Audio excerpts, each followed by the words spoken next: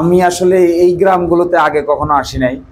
এই যে আপনাদের গ্রাম, এই দত্তপাড়া, এইদিকে সুতারগাঁও, ওই দিন গেছিলাম সুতারগাঁও আর চাতলপাড়, আর এদিকে আমাদের লাস্টের দিকে আছে কি ডুলকসি, ডুলকর, ওইখানেও আমরা এখনো যাই নাই। তো আগে অন্যান্য অনেক গ্রামে গেছি, কিন্তু এই গ্রামগুলো বাকি আছে। এখন তো বর্ষার সিজন, বর্ষার মাস, শুকনার মাসে আমরা বড় করে সবাই নিয়ে একসাথে মত বিনিময় করব। শুকনার সিজন আসুক, জায়গা খালি হোক, সকলকে নিয়ে। তো তার আগে আমাদের কথাটা হলো, আমরা এই গ্রামে গ্রামে গিয়ে আমার একটা শিক্ষা হইতেছে। শিক্ষাটা কি? প্রতিটা ঘটনাই জীবনে শিক্ষণীয়। এটা গ্রাম থেকেও শিকার আছে, শহর থেকেও শিকার আছে, যে শিখতে চায়। আর কেউ যদি শিখতে চায় তাহলে প্রতিদিনই সে নতুন শিক্ষা নিতে পারে। তো গ্রামে গ্রামে গিয়ে আমার এরকম বহু জায়গায় বহু নতুন জিনিস দেখার অভিজ্ঞতা হইতেছে। এই অভিজ্ঞতা শিক্ষার একটা মাধ্যম। খালি লেখাপড়া করলে, বই পড়লেই তো শিক্ষা হয় না। অভিজ্ঞতাও শিক্ষার একটা বড় উৎস। দেখলে, শুনলে, বুঝলে এই শিক্ষাটা বরং আরো স্থায়ী হয়। যে মাছ মারে, বই পড়ে তো আর সাঁতার কাটতে পারবে না। বইয়ে লেখা আছে কেমনে সাঁতার দেওয়া যায়, এটা পড়লে সাঁতার দেওয়া যাবে? পানিতে নামতে হবে, পানিতে নামলে পানি টানি খাইয়া কয়দিন এমনি সাঁতার শিখে। এইটা হলো অভিজ্ঞতা। তো আমার এরকম কিছু অভিজ্ঞতা হয়েছে হিন্দু মুসলমান গ্রামে ঘুরে ঘুরে, রোজার সময়, পূজার সময়, বর্ষার সময়, তারপরে শহরে, দিরাইয়ের ভিতরে, দিরাইয়ের বাইরে, দিরাইয়ের পূর্বাঞ্চলে, পশ্চিমাঞ্চলে, সাল্লার পূর্বাঞ্চলে, পশ্চিমাঞ্চলে, এই সব জায়গায় ঘুরে আমার একটা অভিজ্ঞতা হয়েছে যে এখানে আমরা যারা বসবাস করি, গ্রামের মানুষ, আসলে গ্রামের মানুষ খুব সহজ সরল। এরা অল্পতেই খুশি হয়ে যায়। সামান্য জিনিসেই ওরা মনে করে যে অনেক কিছু পেয়ে গেলাম। তাদের খুশিটা, এদেরকে খুশি করার জন্য শহরের মানুষকে যেমন অনেক কিছু দিতে হয়, দেয়া খুশি করতে হয়, গ্রামের মানুষকে খুশি করার জন্য এত কিছু দিতে হয় না। এরা সামান্যতেই সন্তুষ্ট হয়ে যায়। এটা হলো আমাদের গ্রামের মানুষের একটা স্বভাব। এটা হিন্দুরাও এরকম, মুসলমানরাও এরকম। এটা ঘরে ঘরে গিয়ে কাউরে আপনি ঘর বানিয়ে দিবেন, আর্থিক ব্যবস্থা করে দিবেন, এইগুলা কেউ চায় না। মানুষ সবাই চায় তার নিজের ইজ্জত নিয়ে, আত্মসম্মান নিয়ে বেঁচে থাকার সুযোগ চায়। তার কাজ সেই করবে, তার গৃহস্থির কাজ সেই করবে, তার চাকরি সেই করবে, কিন্তু সে চায় একটা ইজ্জত, সে চায় তার নিশ্চয়তা, সিকিউরিটি। এটা একটু কিছুটা বন্ধ করলে ভালো হবে, আমার কাশি আসতেছে।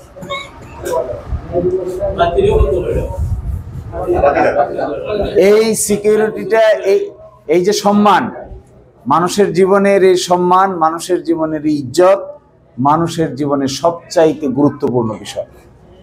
আপনি একজন মানুষকে খাইতে দেন না, কিন্তু তাকে ইজ্জত হানি হয় এরকম কোনো কাজ করেন না, তাহলে তার মনের ভিতরে সাংঘাতিক আঘাত লাগে। কারণ কি? মানুষ মানুষ কেন? মানুষ মানুষ এই জন্যই, সে তো আর পশুর মতো না, সে তো আর শিয়াল কুকুরের মতো না। মানুষ তো একটা মর্যাদাবান প্রাণী, মানুষ তো একটা সম্মানীয় প্রাণী। এই মানুষের সম্মান যখন আঘাত লাগে, তখন সে সবচাইতে বেশি আহত হয়। ইজ্জতে যদি আঘাত লাগে, তাহলে মানুষ সবচাইতে বেশি কষ্ট পায়।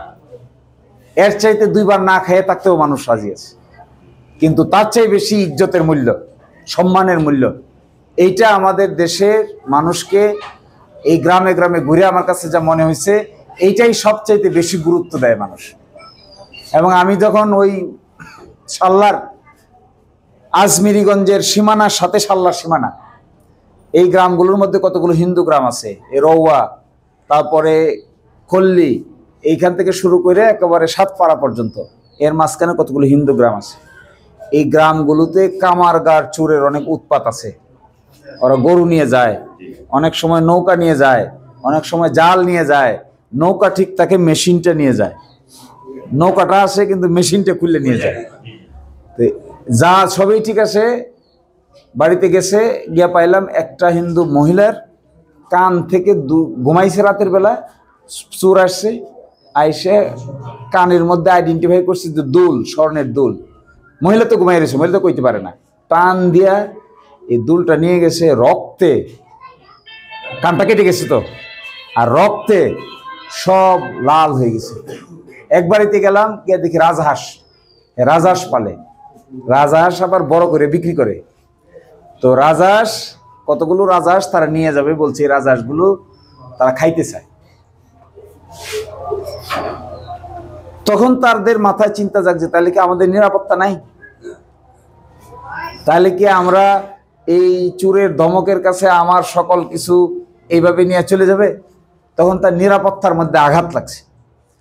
আমি গেলাম, দেখলাম, বুঝলাম, পুলিশকে বললাম, পুলিশের অভিজ্ঞতা নিল, ব্যবস্থা নিল, এসপিরা গেল, ঢাকা থেকে গেল, একটা স্পিড বোট কিনলো, কিনে একটা ব্যবস্থা করা হয়েছে ওই গ্রামগুলোকে যেন তারা বর্ষার সিজনে পাহারা দেয়।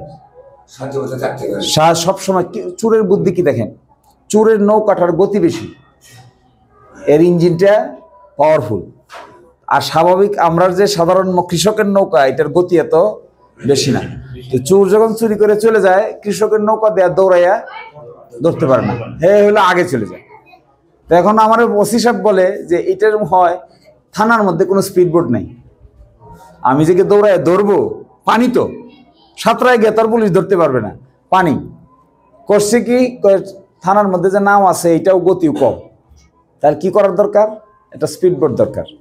স্পিড বোট হইলে পরে আমরা এটা ব্যবস্থা করতে পারবো। তো আমাদের কাজ হইল মানুষের নিরাপত্তা দেওয়া, স্পিড বোটের ব্যবস্থা করে দেওয়া, কান থেকে যেন দুল কুলে নেওয়া যেতে পারে তার ব্যবস্থা করতে হবে। এই যে নৌকা ইঞ্জিন নিয়ে যাইতেছে একটা মানুষের, আমি ওখানে খুঁজে দেখলাম যে একটা মানুষের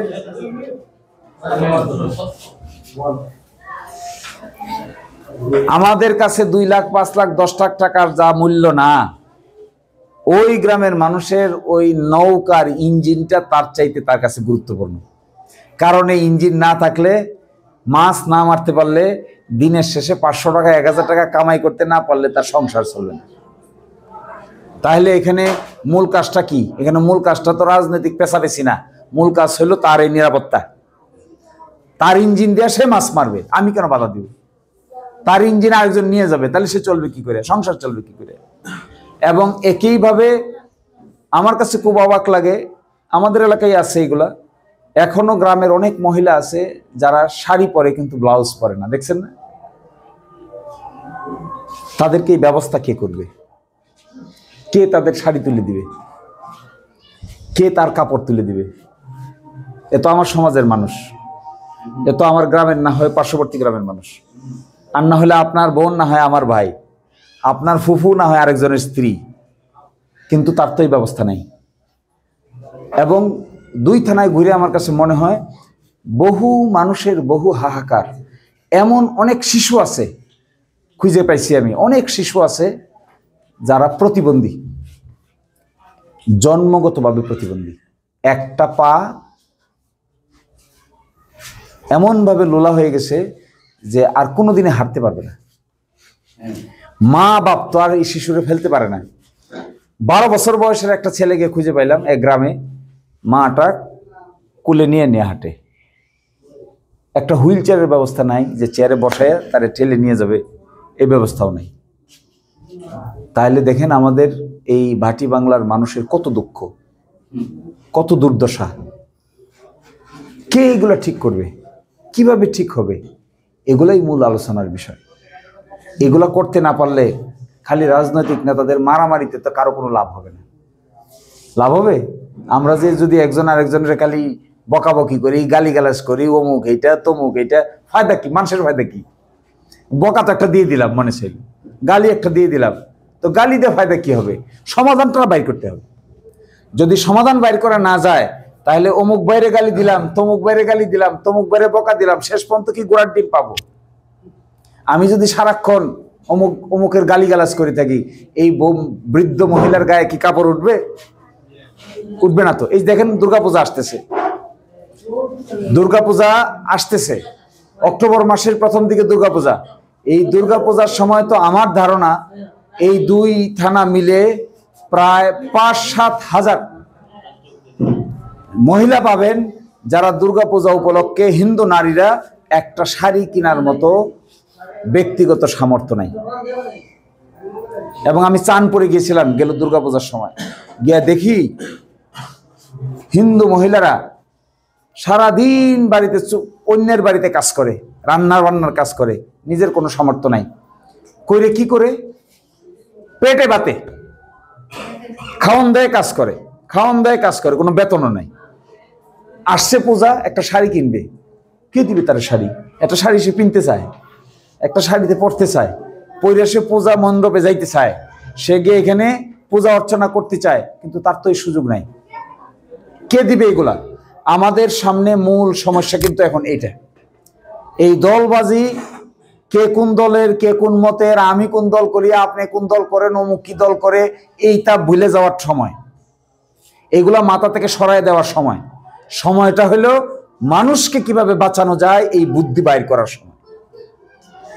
মানুষের কল্যাণ দরকার, মানুষের আর্থিক সংগতির উন্নতি দরকার, মানুষের রুটি রোজগার দরকার, মানুষের আত্মমর্যাদা নিয়ে বেঁচে থাকার ব্যবস্থা করে দেওয়া দরকার।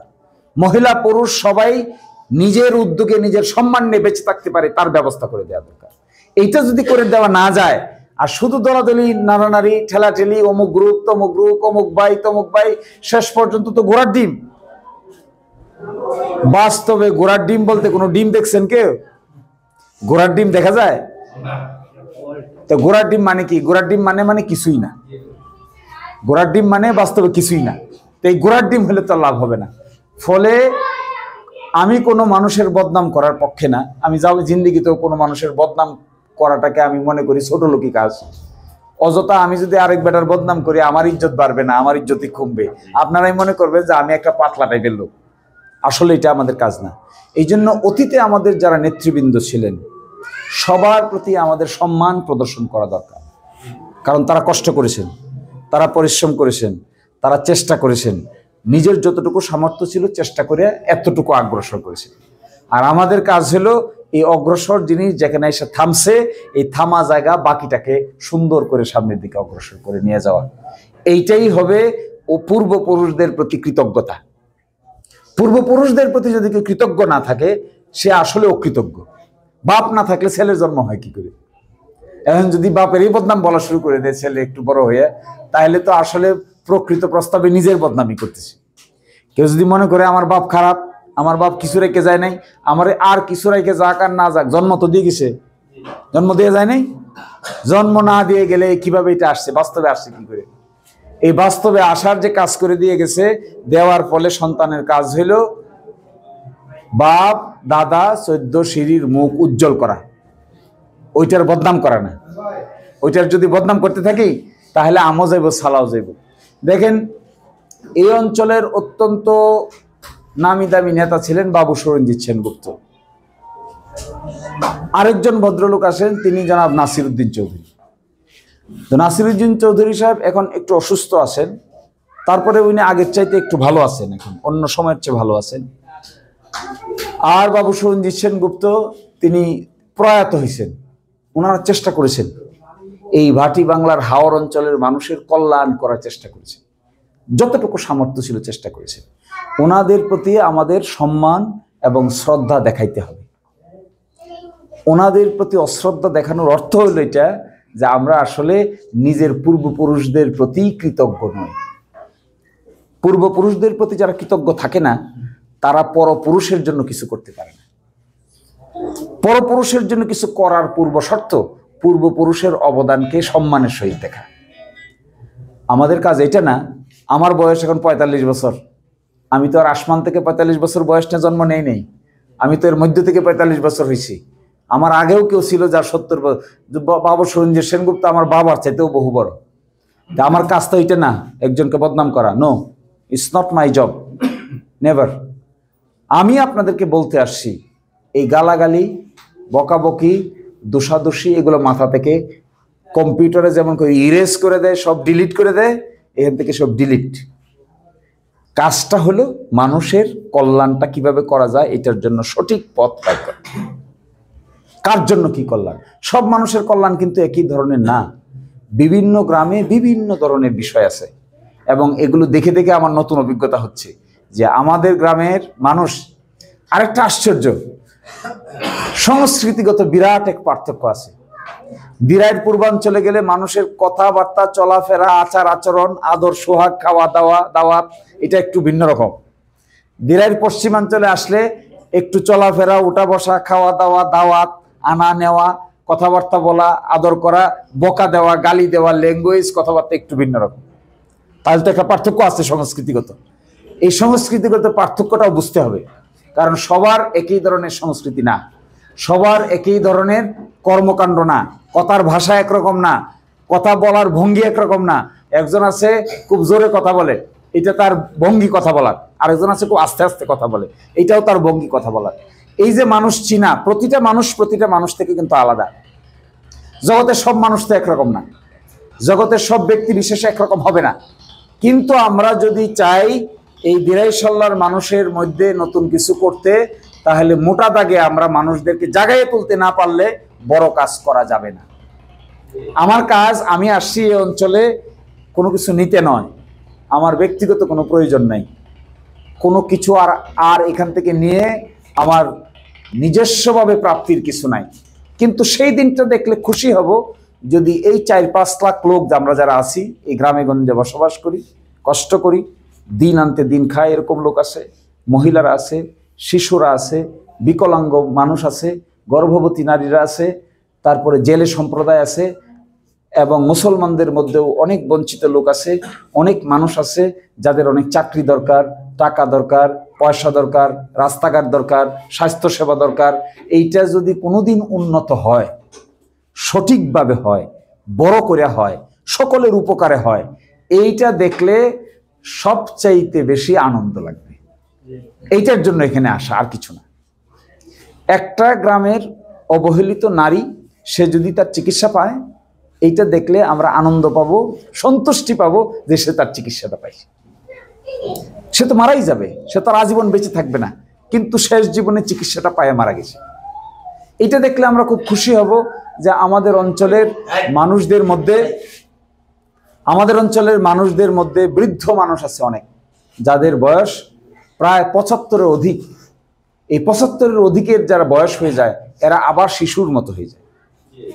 এদের কিন্তু আপনার ছোট্টকালে আপনি যেমন কষ্ট করে একটা মানুষকে কুলে পিঠে করে মানুষ করেন, এই মানুষটাই যখন 70-75 বছর বয়স হয়, তারেও আবার নতুন করে কুলে পিঠে করে চালাইতে হয়।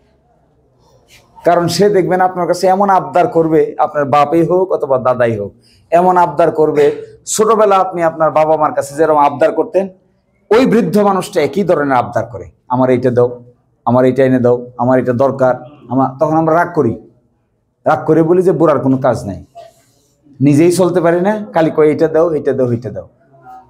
তাহলে তারে দেখবে কে দেখাশোনা করবে তারে? অথচ যুবক বয়সে এই সন্তানদের লালন পালন করতে গিয়ে এই বৃদ্ধ মানুষগুলা কি কষ্টই না করেছে, কুলে পিঠে করে কত কষ্ট করে লেখাপড়া করানোর চেষ্টা করেছে। আমাদের দেশে বৃদ্ধাশ্রম নামে একটা নতুন ডেভেলপ করছে, বুড়া বয়সে বাবারে মারে ওই বৃদ্ধাশ্রমে নিয়ে রেখে আসে। বেচাও চাকরি করে, হাজব্যান্ডও চাকরি করে, ওয়াইফও চাকরি করে, বাবা মারে দেখবে কে? তারা হয়ে গেছে এখন উচ্ছিষ্ট, তাদেরকে নিয়ে রেখে দিয়ে আসা হয় এক জায়গায়, আর সপ্তাহে 2 দিনে 5 দিনে একবারকে দেখে আসে। সমাজের মধ্যে এগুলো অবক্ষয়, সমাজটা তো এইভাবে চলবে না। সমাজ কখনো চোর পুলিশ খেলার মাধ্যমে সমাজ চলবে না। আমি গতকালকেও বলেছি, সবসময় বলি এই কথা, পুলিশ দিয়ে ভয় দেখিয়ে কখনো সমাজে শান্তি শৃঙ্খলা প্রতিষ্ঠা করা সম্ভব না। সমাজে শান্তি শৃঙ্খলা প্রতিষ্ঠা করার একমাত্র গ্রহণযোগ্য পথ হলো সমাজের মানুষদের মধ্যে একসাথে বসবাস করার পরিবেশ তৈরি করা। যদি আমি আপনার বিরুদ্ধে প্রতিশোধ নিতে চাই আর আপনি আমার বিরুদ্ধে প্রতিশোধ নিতে চান, তাহলে জীবনেও শান্তি খুঁজে পাবেন, কোনোদিন পাবেন না। আমি দিরাইশাল্লাহ এক জায়গায় খুঁজে পাইছি, বিগত 50 বছরে 2 গোষ্ঠী মিলে 17টা মার্ডার হয়েছে। 50 বছরে 17টা মার্ডার করছে। এরে করছে, হেরে করছে। এটা বিচার করতে গেছিলাম, জায়গার নাম বলতেছি না, আমি বিচার করতে গেছিলাম। উভয় পক্ষ মারামারি করে এমন কাজ করছে, এই পক্ষের বাথরুমের কমোড তুলে নিয়ে চলে গেছে, আর ওই পক্ষের শোকেসের ভিতরে সাজানো থালাবাটি খুলে নিয়ে চলে গেছে। এমন হয়েছে ঘরের চাল উপর দিয়ে উইটা ভাঙ্গিয়া উপর দিয়ে ঘরের ভিতরে ঢুকছে। দুইটা গ্রামের দুইটা হাটি, এক গ্রামের সাথে আরেক গ্রামের গোষ্ঠীগত দ্বন্দ্ব 17 বছর। এটা আবার ফেসবুকে লাইভ সম্প্রচার করেছে। আমি ঢাকা থেকে কল দিয়ে যোগাযোগ করলাম, এটা কি, এ তো অসভ্য কারবার। বাথরুমের তুলে নিয়ে যেতেছে, কল তুলে, টিউবওয়েলের হাতা খুলে নিয়ে যেতেছে। রমজানে আমি এদেরকে গেলাম, 2 গ্রুপকে ডাকলাম, বসো, কেন এগুলো করো দেখি। 5টা মামলা করেছে, এই গ্রুপ এই গ্রুপকে, এই গ্রুপ এই গ্রুপকে। শেষ পর্যন্ত বলে যে কেউ তো আমাদের কোনোদিন এই কথা বলতে আসে নাই যে কেন আমরা এগুলো করি। শেষ পর্যন্ত একসাথে বসছে, আলোচনা করছে, মামলা উঠাই নিছে, সমাধান হয়েছে, এখন মিলেমিশে তারা খায়। পুলিশ পারবে এটা সমাধান করতে? পুলিশের ভাবের সংকলন আছে? শুধু কারা পারবে? শুধু পারবে সমাজের লোকেরা, শুধু পারবে সমাজের লোকেরা।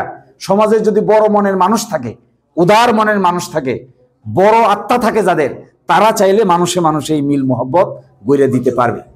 এটা তো পুলিশের না ডান্ডা দিয়ে ঠান্ডা করলে তার মানুষ ঠিক হবে না। জেল করে নিয়ে, জুলুম করে নিয়ে ঠিক করা যায় মানুষ? আপনি একটা লোককে জেলে পাঠান, 6 মাস জেল কেটে আসুক, জেল কেটে আসার পরে আরো বেশি শক্তিশালী হয় না? কয় জেল তো একবার খাচ্ছি, আবার তোরে মাইরে যাব। শুনছেন এরকম কথা? কয় জেল যেহেতু একবার খাচ্ছি, আর তো ভয় পাই লাভ নাই, জেল তো দেখেই ফেললাম, এবার অভিজ্ঞতা হয়ে গেছে। প্রথমবার যেহেতু জেল দেখছি, 6 মাস খাচ্ছি, এরপরে জেলে গেলে কই থাকবো? আগে যেখানে ছিলাম এখানে তো থাকবো, তোর তো দেখেই আসছি, তো এইবার তোর মাইরে যাবো। এর অর্থ কি? এর অর্থ হলো এগুলো কোনো সমাধান হবে। সমাধানের একমাত্র রাস্তা হলো মানুষের সম্পর্ক বাড়াইতে হবে, বিল্ড আপ করতে হবে, মানুষকে ভালোবাসতে শিখতে হবে, মানুষকে একসাথে বসে চলাফেরা করার রাস্তা বাইর করতে হবে। এরকম জিদাজিদি মারামারি যদি শুরু হয়, তাহলে শত শত মামলা হবে, পুলিশ আসবে, অমুকরে ধরবে, তমুকরে নিয়ে যাবে, শেষ পর্যন্ত কারোই কোনো শান্তি হবে। ফলে আমি আপনাদেরকে বলতে আসছি, আমাদের শান্তির প্রয়োজন, সিকিউরিটির প্রয়োজন, আমাদের রাস্তাঘাটের প্রয়োজন, আমাদের ছেলে মেয়েদের লেখাপড়ার প্রয়োজন, আমাদের স্বাস্থ্যের প্রয়োজন। আমরা আসছি এখানে কোনো পচা রাজনৈতিক দলগত বিভক্তি নয়, পচা রাজনৈতিক দলাদলি করে মারামারি করার জন্য নয়। অমুক ভাই জিন্দাবাদ, তমুক ভাই মুর্দাবাদ কওয়াটাও আমাদের মূল কাজ না। আমার ধারণা 10 বছর, 5-10 বছর, 10 বছর যদি কারো ইচ্ছা থাকে, 5-10 বছর, প্রথম 5 বছরে হয়তো পুরাটা শেষ করা কঠিন, কিন্তু 5-10 বছর যদি নিরবচ্ছিন্ন সততার সহিত ভালো লোকদেরকে নিয়ে বাছাই করে এই কাজ করা যায়, তাহলে এই 5 লক্ষ লোকের জীবনের মধ্যে রাত দিনের মতো পার্থক্য করে দেয়া সম্ভব। কাজটা কঠিন, কিন্তু করতে গেলে সাহসী লোকের দরকার, সৎ লোকের দরকার। আর বড় কাজ করতে গেলে মন দরকার, বড় সর্বাগ্রে দরকার বড় মন। বড় মন না হলে আপনি বড় কাজ করতে পারবেন না। খালি দুগুর বুগুর করবেন, একবার ডাইনে যাব, একবার বামে যাব, কাজ কিন্তু হবে না। ফলে এই জায়গায় আমি আপনাদেরকে আজকে আর কষ্ট দিব না, আমরা আবার আসব, শুকনার সিজন আসুক, আমরা সবাইকে নিয়ে বসে মত বিনিময় করব। মোটামুটি বুঝতে পারি আমি এই অঞ্চলের সমস্যাটা কি, ধরনটা কি বোঝা যায়। এখানকার অধিকাংশ মানুষ মাছ মেরে জীবনযাপন করে। একটা বড় অংশের মানুষ আমি ওই গ্রামে পাইলাম যারা 60-70 জন লোক সরকারি চাকরি করে, কিন্তু এখানে মাছ ছাড়া বাড়তি কোনো আয় ইনকামের ব্যবস্থা ওইভাবে নাই। গৃহস্থী আছে, কিন্তু বড় গৃহস্থী এত বেশি নাই। কম গৃহস্থীতে আগের তুলনায় এরকম আয়ও নাই। গৃহস্থী কইরা খুব বেশি লাভও হয় না। আর একবার গৃহস্থী কইরা বৈশাখ মাসের শুরুতে, চৈত মাস 30 চৈত্রীতে একটা শিলাবৃষ্টি হইলে এক রাতে সব আন্ডা হয়ে যায়, আর পানি একদিনে এক রাতে আসলে তো সব তলায় যায়। তার মানে এটা একটা জোয়া খেলার মতো। লাখ আল্লাহর দিকে তাকাই থাকতে হয় শিলাবৃষ্টি যেন না আসে। 1 ঘন্টা শিলাবৃষ্টিতে 5 মাসের কাম। তো আমাদের তাহলে আমাদের আয় ইনকামটা কি হবে?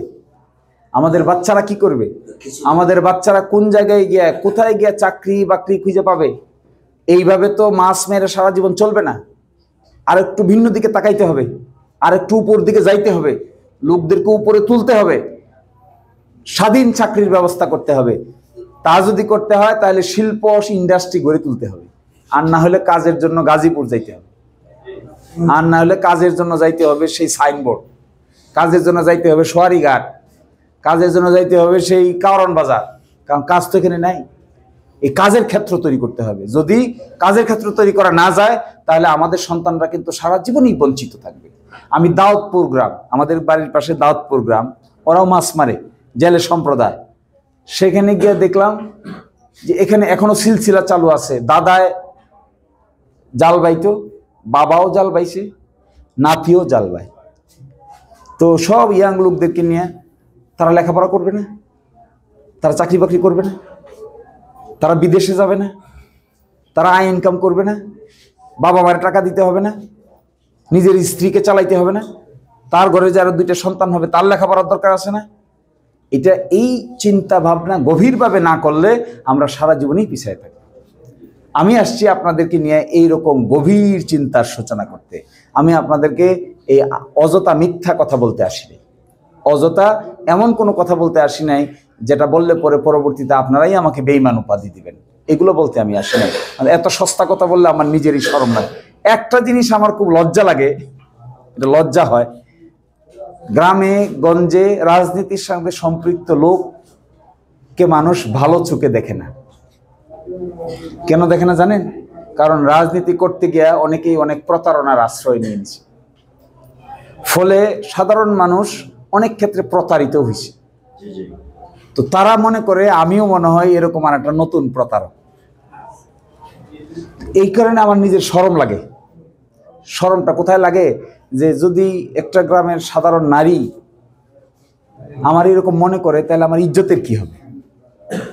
সারা জীবন যে লেখাপড়া করলাম, দেশে বিদেশে করলাম, এত কিছু দেখলাম, আর একটা মানুষ যদি আমার প্রতারক মনে করে তাহলে তো এ সকবে লাঙ্গল আর এক কবে লাকড়ি হয়ে গেল সব। এইটা আমার খুব শরম লাগে, এই জন্য আমি খুব সংকোচ বোধ করি, এই জায়গাটাতে সংকোচ বোধ করি। তাহলে এটাও একটা বড় চ্যালেঞ্জ যে কিভাবে এই বিশ্বাস ফিরে আনা যায়, কিভাবে আস্থার জায়গাটা ফিরে আনা যায়, কিভাবে একজন রাজনৈতিক নেতৃবৃন্দের মানুষকে মানুষ ইজ্জত দেয়। মিথ্যা কথা বললে তো ইজ্জত দিবে না, সকালে একটা, দুপুরে একটা, রাইতে একটা বললে তার ইজ্জত দিবে না। হ্যান করেঙ্গা তেন করেঙ্গা বললে কিছুই করেঙ্গা না, তাহলে তার ইজ্জত পাওয়া যাবে না।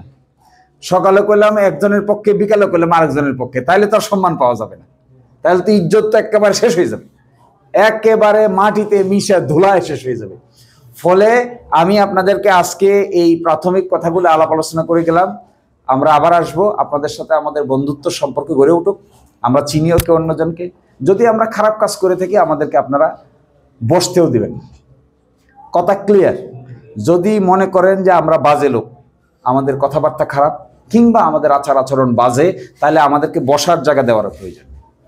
আর যদি মনে করেন যে না, আমরা বিশ্বস্ত লোক, আমরা ট্রাস্টওয়ার্থি লোক, আমরা ইমানদার লোক, আমরা হইলাম হাসামিসা মিশাল লোক না, আমরা যা বলবো এটাই করতে চাই, তাহলে আমাদের দাবি থাকবে আপনারা আমাদের জন্য আমাদের সাথে মিলেমিশে বন্ধুর মতো হয়ে কাজ করবেন।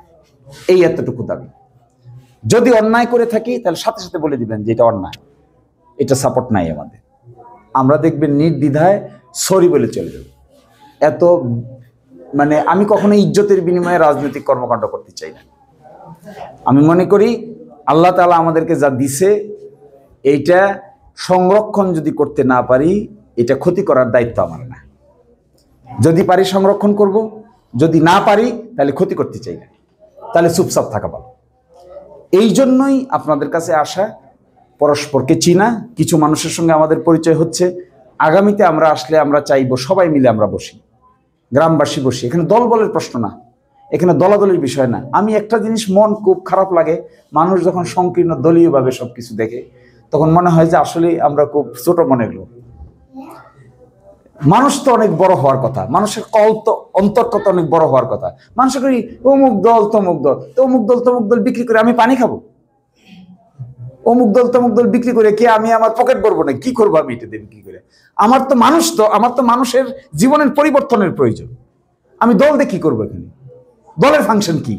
কোন দলের লোক যদি এই উন্নয়নটা ঘটাইতে পারে করুক না, অসুবিধা কি? সেটা আমার বিরোধী লোক হলে সেও করুক, তাতেও আমার কোনো অসুবিধা নেই। তিনি যদি পারে করুক, আমি যদি পারি করি, আপনি যদি পারে করেন, আপনাদের মধ্যে 5 জন যদি পারেন করেন, বাধা দিব কেন? কি জন্য আমি পিছনে টেনে ধরবো? কি জন্য আমাকে এই রাস্তা অবলম্বন করতে হবে? কোনো কারণ নেই। পারবেন যোগ্য লোক দরকার, এই কাজগুলো করার জন্য কষ্ট করতে হবে, পরিশ্রম করতে হবে, নিজের পায়ের জুতার সুক্তলি খরচ করতে হবে, ঘুম হারাম করতে হবে, আরাম হারাম করতে হবে। এগুলো করতে পারলে না গ্রামের মানুষ শান্তি পাবে। এটা যদি কেউ করতে চায় করুক না, সে যে দলের লোকই হোক করুক। আর এটা করতে না চেয়ে যদি খালি দলবাজি করি তাহলে তো আর মানুষের উপকার হবে না, দলবাজিটাই হবে শেষ পর্যন্ত। তো আপনাদেরকে আমরা কষ্ট দিলাম গরমের মধ্যে, কিছু মনে করবেন না। আবার দেখা হইব শুকনার সিজনের কাছে।